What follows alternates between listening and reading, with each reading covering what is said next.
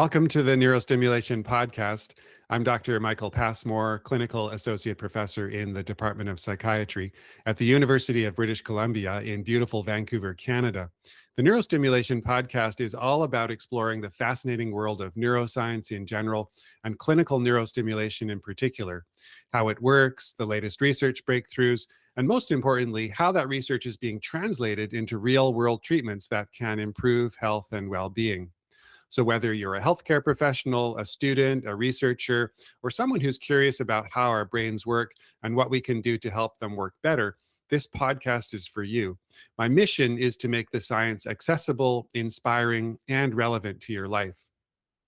This podcast is separate from my clinical and academic roles and is part of my personal effort to bring neuroscience education to the general public. And so I would like to emphasize that the information shared here is for educational purposes only and is not intended as medical advice or a substitute for professional medical guidance. I would encourage you to always consult with your own healthcare provider to discuss your specific health needs and treatment options. Today's guest is Dr. Samuel Pichardo, a biomedical engineer and researcher at the University of Calgary and the Hotchkiss Brain Institute. Dr. Pichardo's team is helping to define the frontier of transcranial ultrasound stimulation, or tUS.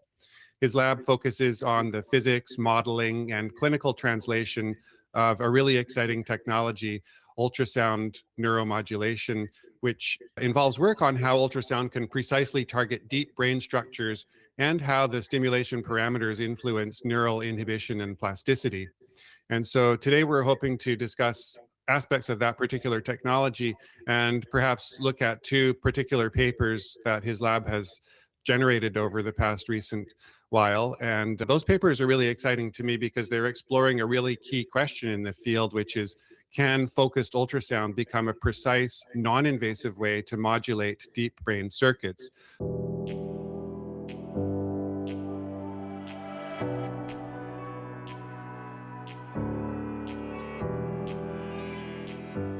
So Sam, thanks so much for joining me. Welcome to the podcast. Michael, it's me who thanks you so much for the opportunity so much to join the podcast. I really appreciate. A little bit of my background. I did my undergrad in electrical engineering back in Mexico, and with specialization in electronics in '95. I moved to France in '99, started my master's and PhD, and in a specialization called Imaging and Systems, was pretty much a lot of physics and image processing. And then we moved to Sunnybrook in 2006 to do a postdoctoral fellowship on the supervision of Kulebo Haninen. So people who are very familiar in the ultrasound community in therapy, he's a big name. He's the person who invented, among other things, the MR focused ultrasound approach, which now is being used, for example, to treat moving disorders like essential tremor and Parkinson's disease. Using something differently than I normally do, something we can go a little more detail later. And then I spent a few years in Institute in Northwestern Ontario until 2017, and then I moved to Calgary. Calgary was opening a new program on focused ultrasound for brain indications, and they need someone with my background, someone with in physics and engineering. So I joined a very good, excellent team, some of imaging scientists, some functional neurosurgeons, and movement disorders and neurologists, and with the mission to create a Transcranial ultrasound stimulation program in Calgary. That was my mission, which has been working over the years, and different aspects we need to put pieces together in order to make it happen. Mm-hmm. Yeah, fantastic. Well, that's what a fascinating journey, and Mm-hmm. it's great to talk to someone who's also based in Canada and just highlight the Canadian programs that are really pioneering the investigation of this exciting kind of technology. Actually, Canada is a strong leader in this field. Our close collaborator and friend, Dr. Robert Chen from Toronto Western, he has been one of the leaders in the field for several years with many studies. Also, someone looking forward to applications of movement disorders. So I think Canada is well represented, but obviously we can do better. Yeah, that's great. And it's fascinating because one of the most interesting things I find about ultrasound neuromodulation is that it's coming from a completely different technological lineage than TMS or Mm-hmm. tDCS. Yep. So maybe if you could just kindly explain for viewers and listeners what is transcranial ultrasound stimulation and what sort of differentiates it from these Mhm. other kinds of neurostimulation technologies? Yeah, of course, with pleasure. Every single modality is applications on physical type of energy, electrical, magnetic. The way you apply will produce certain different type of bioeffects in the brain. The principle for ultrasound that we have the capability to concentrate mechanical energy far away from the source, and that comes from far away. That's the critical aspect of everything here. By choosing the right frequencies, in this case, like a lower than 1 megahertz, typically 500 kilohertz, we can use devices that converge the sound waves focus, and we can place that focus either in the cortical regions or subcortical regions, which opens the door for a non-invasive approach. And this has been actually explored in other indications, but in the brain, actually, we have a Health Canada and an FDA-approved therapeutic approach. They use the high-intensity modality, but the physical principles are the same. We send energy and concentrate, for example, in the thalamic regions, and you can perform non-invasive surgery. So by sending high levels of energy, and they can destroy the tissue in a very confined way. What we do now in Transcranial stimulation, what the biggest difference is the level of energy. We use a much tiny little fraction of energy, much more, actually quite comparable for the energy levels that are being used in ultrasound imaging.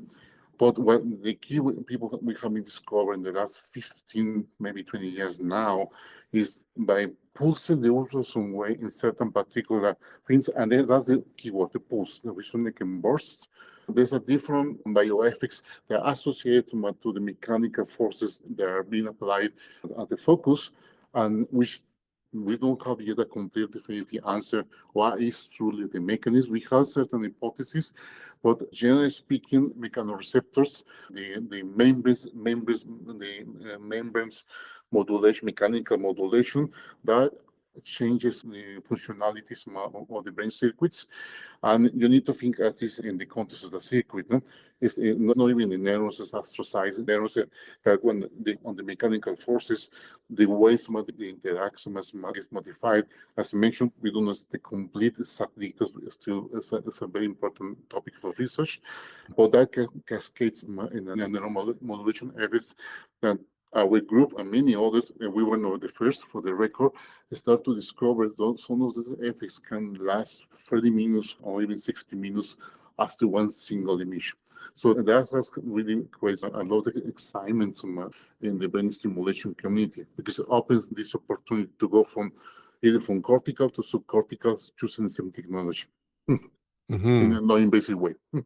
Yeah, yeah. Thanks so much for explaining that. It's fantastic because I think this is one of the main limitations with other types of technology. I know you know this, but for viewers and listeners who may be relatively new to the area, it's more like with transcranial magnetic stimulation, there's certainly some limit on how deep, well, except I suppose for certain coil structures that can reach deeper structures. But even then, you're kind of limited to the essential sort of physics of how the magnetic field will generate the perpendicular electrical current in the Exactly. cortical tissue. And then similarly for technologies like tDCS, then obviously then that's just not going to be penetrating too much into the cortex. But this is fascinating because, as you say, the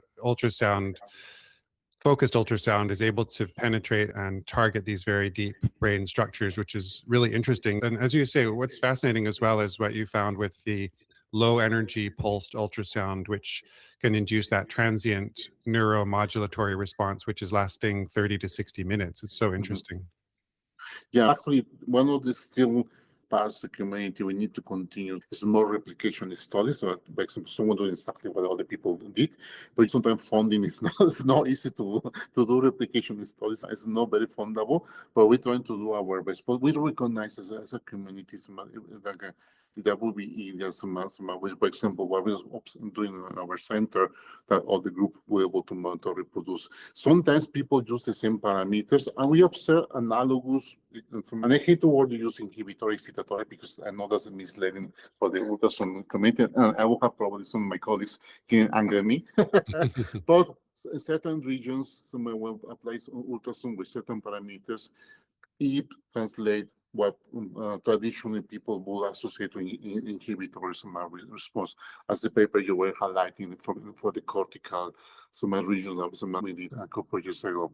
And we take that same hypothesis and say, well, if this particular parameters, this particular setup produces an inhibitory response, can that, for example, suppress hyperactivity in the beam for patients that have essential tremor? So we follow that hypothesis, and that was a pilot study we used, probably the one you are referring, that it seems, at least at the pilot phase, single arm, and we need to be very careful, this is a single arm, motion control, to see some drop tremor amplitude in patients. We measure accelerometers, and after one single series of exposures, then at the end, half an hour later, or even by the end of the intervention, we can see a very visible, naked eye, drops in the tremor. Obviously, with tremor and Parkinson, we need to be very, very sensitive to sham effects. The placebo effect is well reported in movement disorders. It's a real thing. But despite the potential placebo effect, that was the first step. And now in our centers, we're conducting two separate studies, one for Parkinson's and one for essential tremor, that we're doing double-blind, sham controlled. We hope by the end of this year, we will have completed the data collection, and maybe we wish that the same effect we observe in the pilot study are going to be reproduced as observable in sham control conditions, because that's where you truly have the real evidence, if this is real or something. When you start to put together all the different studies from so many centers, it's very unlikely this is purely placebo. There has to be a component, but we still need to do better to characterize and truly isolate from placebo effects. Yeah. So it's so exciting because, as you say, these conditions such as Parkinson's disease, essential tremor, so these are very debilitating neuropsychiatric conditions, and there's always the need for new frontier technologies to try and help patients who are struggling with these disorders. And yeah, as you're describing, so it's fascinating to me because your lab is really investigating with this pulse repetition frequency study. And for viewers and listeners, we'll put links to the papers and to Dr. Pichardo's lab in the show notes. So I would encourage everyone to check that out. And I'll put a visual of the paper up here for viewers. But listeners, yeah, this was as you're saying, Sam, a double-blind, sham-controlled study looking at how differences in the pulse repetition frequency, as I understand, whether these parameters produce the excitation or the inhibition, which is so exciting because depending on how the parameters can be adjusted, it gives the potential for there to be this kind of fine-tuning of that modulation, as you say. Yeah, exactly. So, and the conundrum, the problem in the community, we don't have a complete parameter space understanding. Well, we start to learn, especially from some work in preclinical models, we start to get that sense that actually the response, the same parameters might have a different response in different brain regions because the tissue compositions, the ratio astrocytes and neurons, we start to have a little bit of sense that the composition of cell distribution in a particular region we also play a role. We were lucky in the case of the essential tremor study that the things move in the right direction. So we wanted to see an inhibitory response, and we obtained an inhibitory response. But I think we need to be careful about that. Some people might find the opposite if they go, for example, to a different target. So that's something always I would like to caution listeners. The parameter space and the particular effects may be brain region dependent. So that, and that's something we're still little by little have a grasp on that. I get it by saying this actually. While we work mostly in movement disorders, psychiatric disorders is probably one of the most exciting Transcranial stimulation is being explored right now. There's multiple centers around the world trying to explore different targets that can be as good candidates to produce an effect that can translate in symptom relief for patients. Yeah, it's really interesting. I know before we started, we were chatting a little bit about how you're commenting that there's just an explosion in interest in recent conferences. And just about over a year ago, I was at the brain stimulation conference in Japan, and there were so many papers and presentations on this. And then the Stores Medical in Switzerland is looking at tFUS for treatment of depression, even Alzheimer's disease, that kind of thing. It's really exciting. Yeah, exactly. And also for the audience, be ready. The nomenclature is still not yet set in the stone. There's some people you will hear will call it some low intensity focus ultrasound, and knowing to differentiate with the other one, the high intensity focus ultrasound. And here we like to use also LIFO, low intensity, and knowing to highlight the safety of the aspect.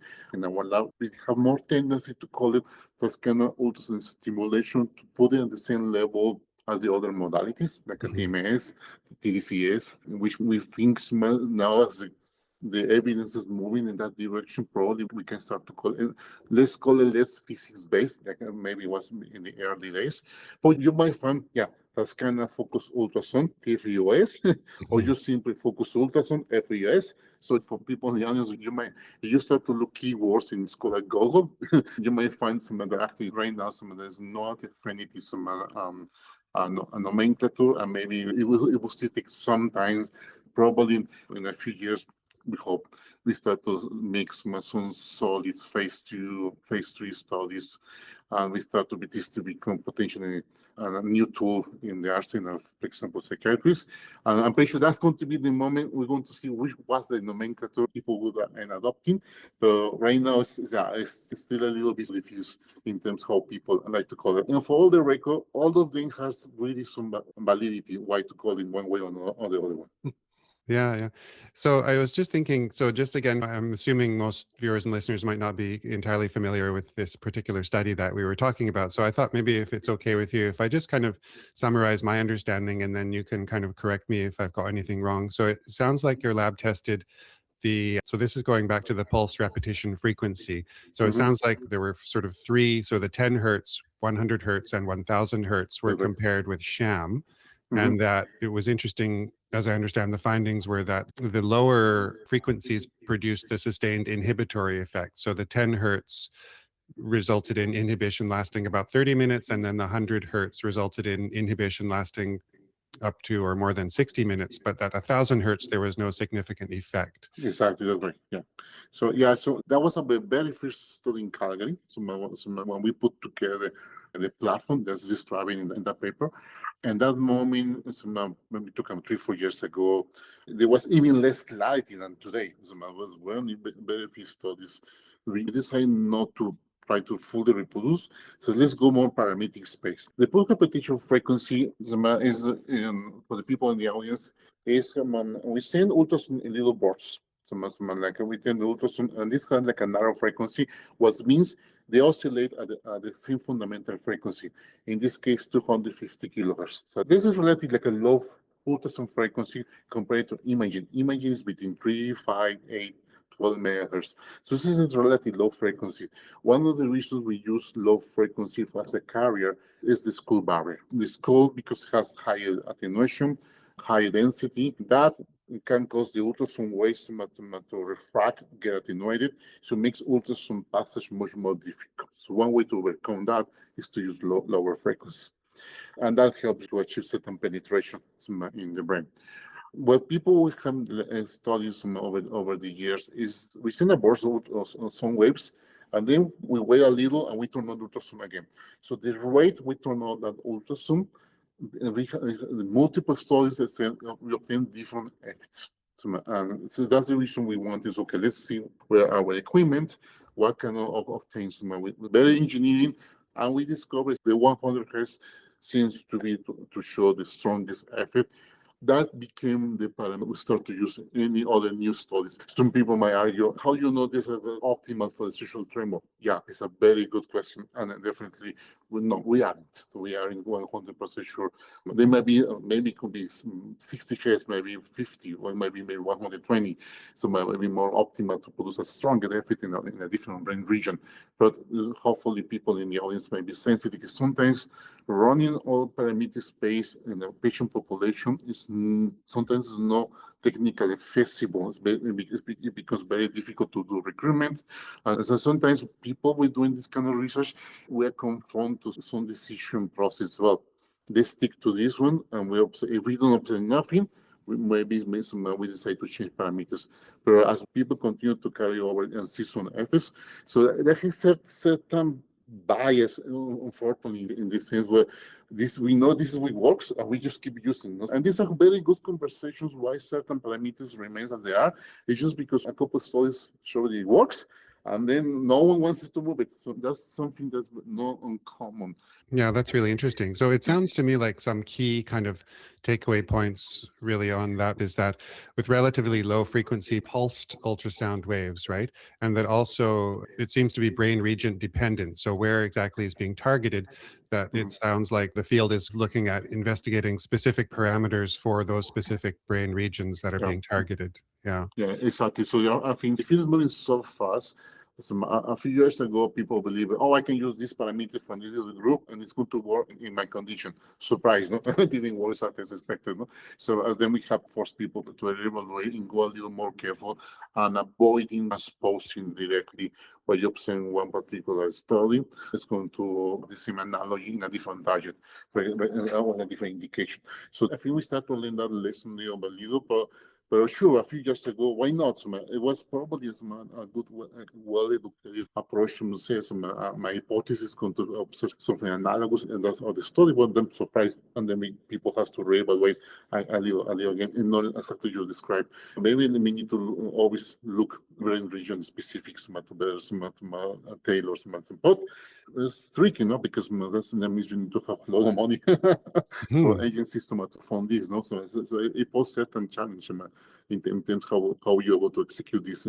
As most people would love to test a bunch of parameters, but sometimes even recruitment, no? You're not able to recruit an infinite number of subjects just out of the blue, no? So people need to be sensitive that sometimes you have certain barriers from funding access to subjects that sometimes preclude us to maybe find the ultimate parameters that really works the best. And probably it's going to keep us busy for many years.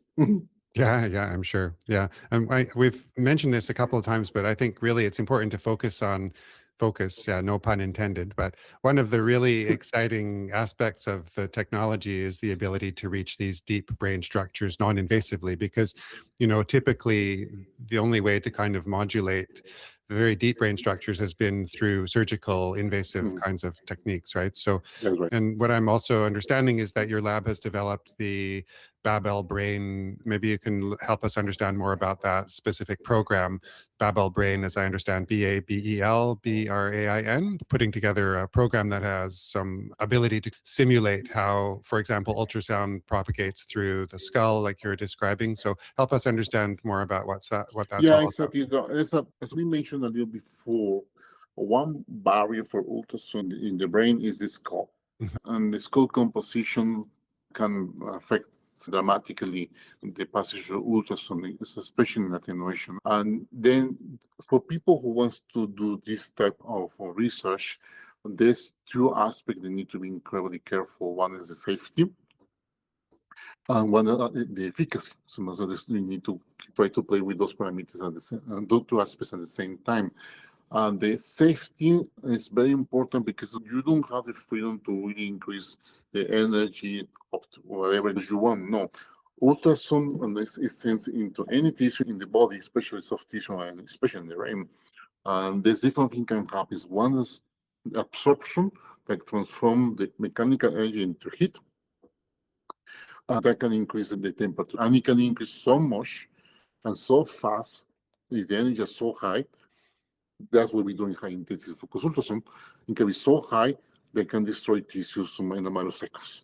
So you really use too much energy. So the other effect is the phenomenon of cavitation. People who are familiar with ultrasound imaging, they know something we call the MI, mechanical index, that is a parameter that recommends the maximum negative peak pressure that you can see in an ultrasound.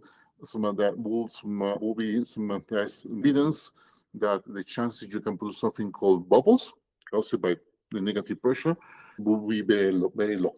Because if bubbles manage to fall under the effects of ultrasound, they can be highly destructive and can really cause a lot of damage. So you have thermal effects and you have mechanical effects. Then for someone who wants to do this kind of research, we need to keep on check this. And that's when Babel, I have been working on Transcranial ultrasound modeling and characterization for many years. So I moved to Stony Brook in 2006. So it has been almost 20 years working on this. And we have developed models that helps to predict what will be the intensities, pressures that you obtain by a particular device with certain parameters. And we put those tools into in a turnkey solution for experimenters who might not necessarily have the expertise in acoustics. And we develop these tools in such a way to be as close as possible to the workflow people do. Very common people doing TMS, people use some kind of neuronavigation system in order to perform the intervention. Neuronavigation, we do some co-registration on landmarks. We have some trackers on the subject and we have some trackers on the device, and we can see how the device is oriented in the space. And sometimes we have a screen saying, well, you know, your foci, for example, even a TMS is going to be located here. So we use exactly the same approach for ultrasound. And then we use that as an input information in the tool. So this is how you want to orient your transducer. Here's where it's pointing. This is where you want to go. So we take all the medical imaging data, MRIs, CTs available. We pass to the complex, but one push button solution for experimenters. Behind the scenes is a lot of processing, but at the end, what you obtain is the prediction of the acoustic intensity. So later, you can run a second simulation tool. We call it a thermal simulator. We solve the bioheat thermal equation that helps us to predict what will be the thermal effects using these parameters. And putting all this together, some of the experimenters will say, okay, if I program my machine with these parameters, what will be some of the potential safety and the attainable intensity in intended regions, which obviously that will be should have we expect to have correlation with the effects we observe. Are we producing inhibitory effect? We apply this intensity. So that we have to connect some of those. You have those two things. By saying this, Babel Brain is a research tool that we keep improving. And by saying this, we are discovering, for example, limitations almost every month. So we always keep improving. But despite these limitations, I cannot claim it yet, oh yeah, it's 100% accurate. No, I will not be that arrogant. People, my friends will say, Sam, what are you talking about? So there's definitely, in all these tools, suffer with a certain level of incertitude in the whole chain. So what's the value of attenuation we need to put in the scope? So you have certain levels of incertitude that accumulates during the process. But at the end of the day, you have something that can do. This is the expected thermal effects. This is the expected intensity. And when we connect that with measurements, where we do, for example, with risk scores, with the hydrophones, and with what the people are really observing, some of them in humans, and since that we are not completely that far off, probably not 100% precise, but not 100% off. For example, I'm glad that the tool has been used in multiple studies in our group or other ones. At least no one has come to tell me, hey, Sam, I use these parameters and the participant experienced that he was burning his scalp. And seems to be, at least on that front, I think we have been okay. But it's still, as I mentioned, I will not fully claim where we have fully nailed it down. We start what to do. But what we start for experimenter is a turnkey solution. So that take the imaging input and do the processing and they go some assessment, so in terms of potential safety, some indicators of safety and efficacy, and they use that one to carry over the experience. Sometimes you do prospectively and sometimes you do retrospectively. Sometimes I apply this, I put my machine, I put these values, and I want to check retrospectively what could be the potential effects, which I tell to people, try to think the other way around. Sure. But I understand sometimes the way the study was designed. By saying this, there's other ways to play safe, like using very simple derating factors, which probably plays the safest way. I assume like a high transmission. There's other ways you can do. There's other tools that is the similar tools. Some people develop in-house their own tools, their own models, and it's completely okay. It's as much you provide certain level of validation. Okay, so there's not really the unique solution. Actually, there's other things that some people have been implementing. But anyways, hopefully that give a high level presentation what the tools is supposed to do. Yeah, definitely. Yeah, thanks for explaining that. I think that's congratulations to you and your team for developing that, because I think from the perspective of the knowledge translation that it's a very valuable resource that other labs can use, and eventually, hopefully, even it can be, I mean, this is the sort of thing that's obviously sets the stage for translation into clinical applications, right? And so, yeah, just to have a turnkey solution like that, a tool for how to kind of pull together all of the knowledge that your lab and other similar labs are gaining year by year and putting it into something that then can help with replication of studies and eventually with clinical applications. It makes perfect sense. Yeah, I said the other aspect has been very valuable for us. I start networking has been a very powerful tool for us to establish make new friends, colleagues. In the last 4 has been making the release in 2000, and it's almost 3 years now. 3 years, yeah, so yeah, 3 years. We are the project has been 3 years, and the amount of our network among collaborations exploded after that, and now it's very great to learn what other groups are doing. That sometimes the tool has grown a lot in terms of new features, thanks to those other studies and people. Oh, Sam, I want to add this new feature. Even before this talk, I was with another group who wanted to add, came with some suggestion. I was actually that's very cool. Actually, yeah, that's quite smart. So sometimes when we develop at the beginning, we were kind of shaped by our current level of expertise. But then someone comes, hey, I would like to do maybe this a different thing because whatever reason. Actually, that's quite cool. Actually, yeah, actually, yeah, I think we can do it. Let's do it. And that let's do it has become the mantra over the last couple of years. I would say more than 90% of new features we have added to the tools has been because other groups have requested to add something into the tool. And for us, we are more than happy to add. It makes the tool more flexible for researchers, and the need for one researcher likely is going to become the need for another researcher in the future. So that's probably the power. And because this is open source, it's full transparency. Anyone can take a look on the code. Anyone can criticize. Everyone can also make some suggestions or some changes. So that's the power of the open source aspect, which has been critical to some people. And the other aspect, as on the tools, very few people know the word Babel is for the multi-platform aspect for the tool. Yeah, it's very engineering-minded, but actually it has some good implications. It runs in Mac, it runs in Windows, it runs in Linux. It supports Apple processors, it supports NVIDIA processors, it supports AMD processors. So it makes the access to the tool much easier for people. They don't need to buy a new hardware. They don't need to buy special. Yeah, we use GPU acceleration in all this. So the term Babel is really like speak multiple language. I think that we're confident to report that was critical to the success of the deployment for the tool. I can check, for example, when I check the stats, how many downloads the tool has been doing. Half of the people are in Windows, and the other 1/4 people are in Mac, and the other fraction are in Linux.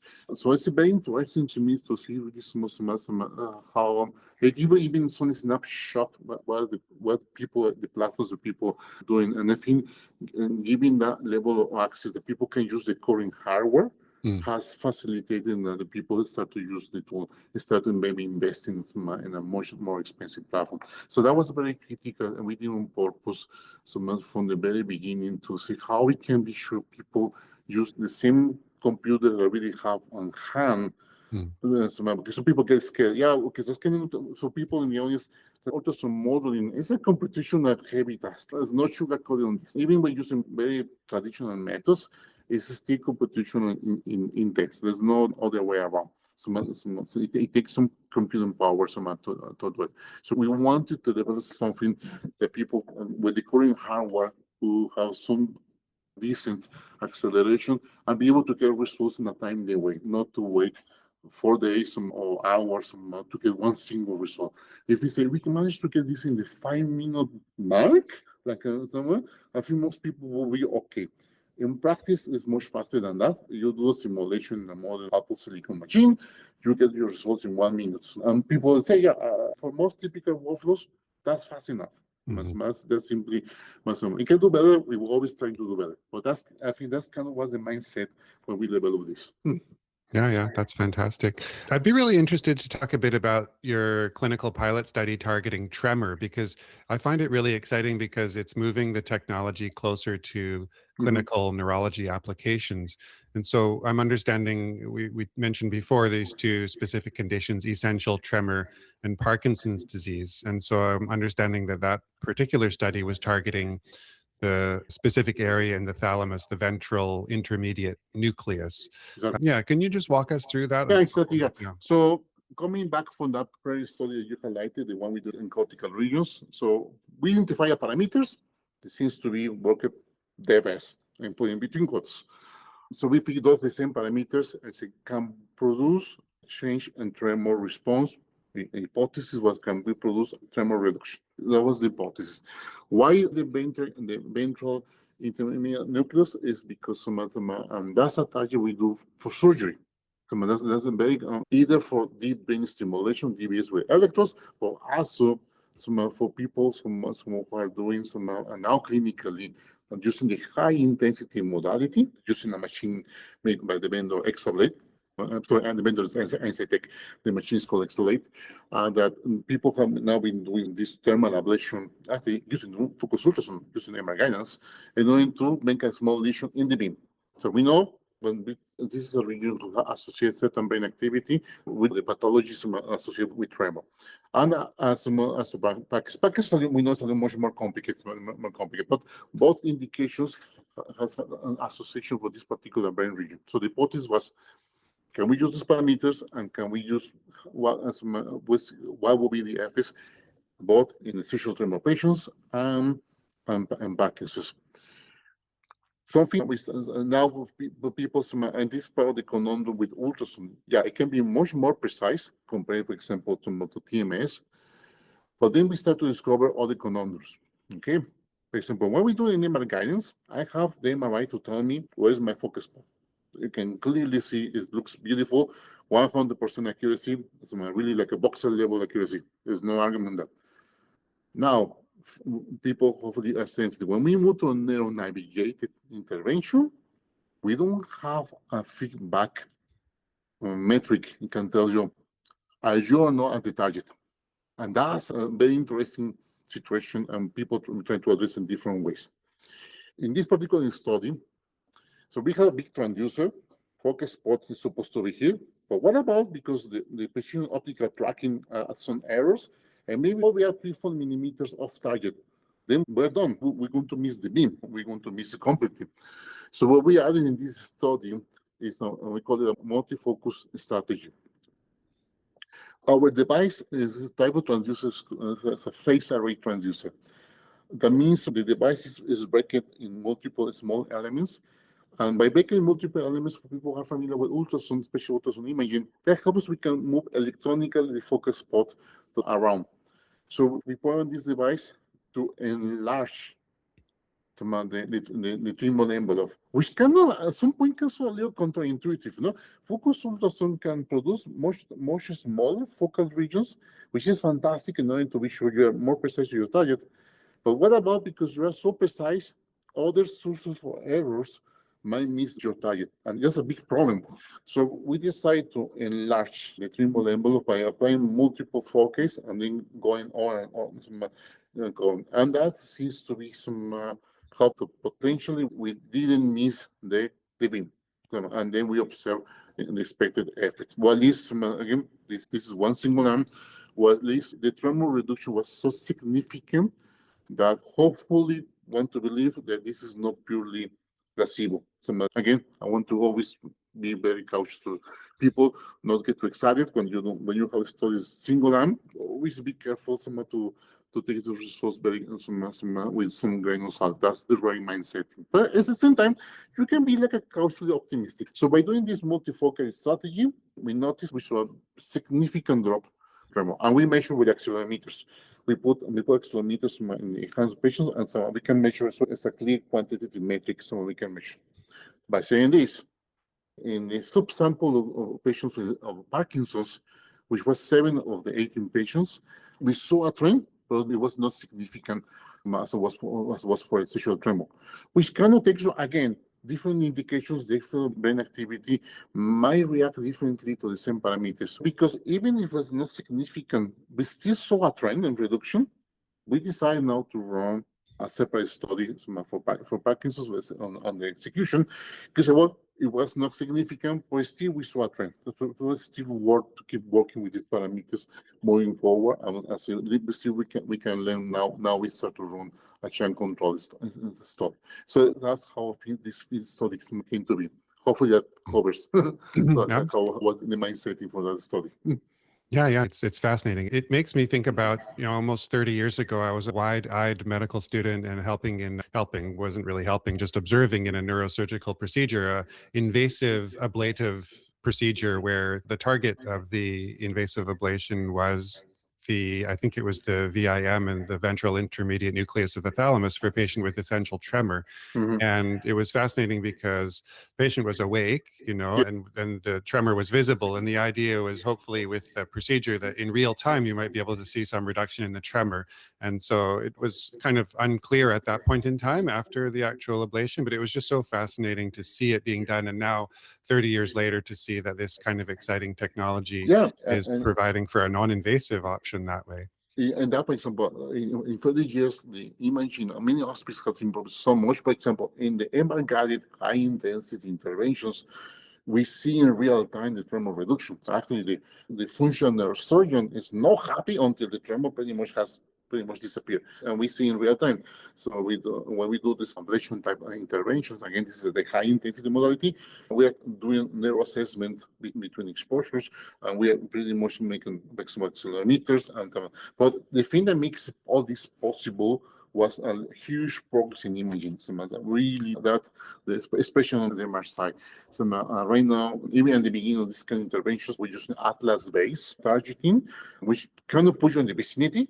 But now the majority of centers are using some tractography in order to really pinpoint the locations in the BIM. So you refine, even in something as small as the beam, you can still refine surgically based on using tractography. And then that intervention that takes less time because you're almost from the very beginning, you're at the start location and so on. So all these things, I think, need to happen. And we're going to continue to evolve in the next year. Last week I was in a conference and some colleagues were presenting beautiful results showing for doing now the low intensity modality, they are using MRI today. Mm-hmm. But we don't want to use thermal ethics because if you do thermal ethics, you are not a confounding factor. You start to it's a different conversation. So there's another thing we can do in MRI, like a measure tissue displacement. So ultrasound produces tissue displacement. Can we use that as a marker to verify I'm the right target? And two, I can maybe use for calibration. I can maybe calibrate my energy based on that. It has taken a lot of development. In the early days of this method, it's called acoustic radiation force imaging. In the early days, you need to send a lot of ultrasound energy to have something visible. But again, imaging continued to improve, develop new type of MR sequence, and I'm super most sensitive to smaller tissue displacements. And guess what? Now we're getting to that point, and maybe acoustic radiation force imaging down the road, so for people who want to do experiments in an MRI, might become, cross fingers, the way people can verify target engagement and calibration, which will be fantastic. So that doesn't stop us people like us doing in neuronavigated in an office to do experiments. Because I'm pretty sure a lot we're going to learn in MR-guided interventions is going to help us to improve that in office setting. So that's the thing is still super exciting. So there's still a lot of research development. Where people are still thinking, I'm not gonna be one of this, I don't know how many companies are there, but there's many companies who wants to capitalize on this because obviously there's a lot of interest. It's a very boiling environment right now between a lot of research, but also now also even commercial ventures wants to really go into this. So there's a lot of it. So all these kind of moving things in parallel. So it's super exciting. Yeah, that's great. So just again, for viewers and listeners, just to kind of quickly summarize the results of the VIM thalamic focused study for essential tremor in Parkinson's. So the study found the significant tremor reduction in the essential tremor patients and a signal for improvement in the Parkinson's patients, but less robust than for the essential tremor. So that's just so Correct. fascinating, because Yep. obviously it's just really highlighting the promise for future clinical applications. So I'm just curious now, if you could put on your predictive kind of hat and think about, based on what your lab's finding and what the field is finding in general, where do you think that transcranial ultrasound stimulation will have the biggest impact in terms of specific neuropsychiatric illnesses? Wow, yeah, definitely. I mean, depression, OCD, PTSD, definitely addictions. That's another one. So we still have some very good preliminary results for all the groups, and it's going to likely start to become quite some life changer to them, which is good. We have to have this. A lot of companies will start to bet money on this. For example, very good colleague and friend, lead on the field, Dr. Van Sobri from Barry. He has a company in France, and they have their own intervention, and they are aiming for refractive depression. Again, still, unfortunately, pilot study, as we know, patients were experiencing symptoms improvement lasting many days, one single session. So that aspect of the dosing is going to continue and important. But if I will pick one indication, and maybe likely it's going to make in the next 3 years that we start to hear more and more, probably refractive depression will be one. One of the most groups are interested. Second, many companies right now, they're putting the energy there. And when you have such a big momentum, we know this is pretty much just for Monte Carlo simulation. One of them is going to start to nail it and start to show very good results, because you're multiplying the different approaches and so on. So, and the first results are very promising. So now we just continue to push to get shine control, dosing studies to see how much time the effort, and the effects. If we do kind of something better than TMS, that 3-6 months symptoms improvements, if we are in the same ballpark, and then we start to think combining therapy, TMS plus ultrasound. I don't think no one in the right mindset will say, "Oh, this is going to replace TMS." No, I don't think so. Especially for depression, it might be like a 1-2 kind of maybe intervention, and maybe hopefully the effect will last. Who knows what kind of combinations am I going to do? Pharmacological is going to be always part of the question, no? Some combining effects and so on. So that's exciting aspect, no? When you go now to clinical implementation, how things can improve. But I think even if I'm very movement disorders oriented, we do in some oncology, I'm probably I need to recognize probably the depression, especially refractory depression, might become probably the poster child as the first indication. It's going to be significant, because even for PR perspective, to show people's lives improve. And then from there, we know that for Parkinson's is more tricky. It's a little more tricky. What do we do? Multiple locations. What are we going to do? That's a little tricky. Essential tremors, we like it because it's an easy one. So to demonstrate effect, we need to remember essential tremor is the #1 movement disorder in the world. I don't think it has the same publicity as Parkinson's. But we need to remember it's the #1 movement disorders in the world. So we're coming back to my comment. Likely, depression might become the poster child. That's really making a difference, and people will get inspired. Okay, is this happening here? Then other indications will start to follow and get notoriety. That's my magic ball.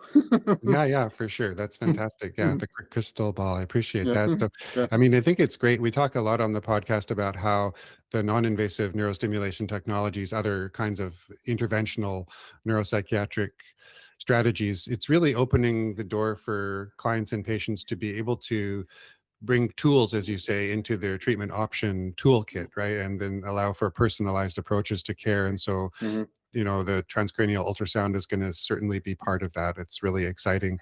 Sam, this has really been a fascinating conversation. Yeah, And so thank you. congratulations to you and to your team, your lab. All of your work is highlighting how this fascinating technology of transcranial ultrasound can offer something quite unique in neuromodulation, which is non-invasive access to deep brain circuits with this kind of millimeter precision that you're describing. So it's going to be really exciting to see how this field evolves in the coming years. No, thanks again for the invitation. It was a pleasure. Definitely, hopefully, continue to spread the word. I think in the community and also in general, I think we're going to keep hearing more and more and more. The FDA was reporting an amazing number of applications for approval studies in the last year. So in the other 100, which apparently was not seen by the FDA in many years, for special physical devices. So it shows an indication how active this field is becoming. Now, as a community, we need to always be careful. Always need to, for any group of researchers might be interested in this, always safety. I would say always go with that mindset on this. And so, yeah, definitely we're welcoming more people and joining the field, especially in psychiatry. And then once we start to, it's not anymore just like a bunch of engineering physicists who start to get out of the bubble. Now, actually, people, neuroscientists, psychiatry, moving disorders, neurologists who are really driving this. Anyways, super excited, and thanks again for the invitation. Yeah, thanks. Yeah, for sure. And so for viewers and listeners who are interested in exploring Dr. Pichardo and his lab's work, I really would encourage you to check it out. And so I'm going to include links to their recent publications in the show notes. Again, Dr. Sam Pichardo, thank you so much for joining us today. Thank you, Michael. Thanks so much. And thanks to all of you for watching or listening to the Neurostimulation podcast. I really appreciate your time, your interest, and your attention. And until next time, stay curious, stay well, and we'll see you next time on the Neurostimulation podcast. Thanks so much. Yeah, thank you, Okay. Michael. Thanks, Sam. Okay, have a great day. Thanks so much. Thank you so much for joining us today on the Neurostimulation podcast. I hope that you enjoyed this exploration into the fascinating world of non-invasive neurostimulation using transcranial focused ultrasound to reach these deep brain structures in a non-invasive way that up until recently really has only been possible using invasive strategies. And so this hopefully will open the door to treatments that can be more accessible to people with lower risk and better efficacy in the long run. And so if you found today's episode interesting, please do. If you found today's episode interesting, don't forget to like and subscribe to the podcast. It is the best way to make sure that you never miss an episode. And it also helps us to reach more curious minds like yours. Also, if you think today's episode might resonate with a colleague, a friend, or a family member, please share it with them. This kind of knowledge is much better when it is shared, and you never know who might find this information helpful or inspiring. For more details about this fascinating research and the technology that we have been discussing today, please do check out the links in the show notes below.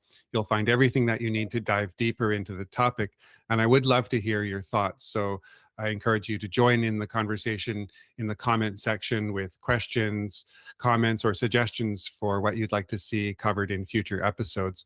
Finally, don't forget to tune into the next episode. It's going to be another exciting journey into the cutting edge of neuroscience, clinical neurostimulation, interventional mental health, and general mental health and wellness. So thanks again for listening. Take care, stay curious, and I'll see you next time on the Neurostimulation podcast.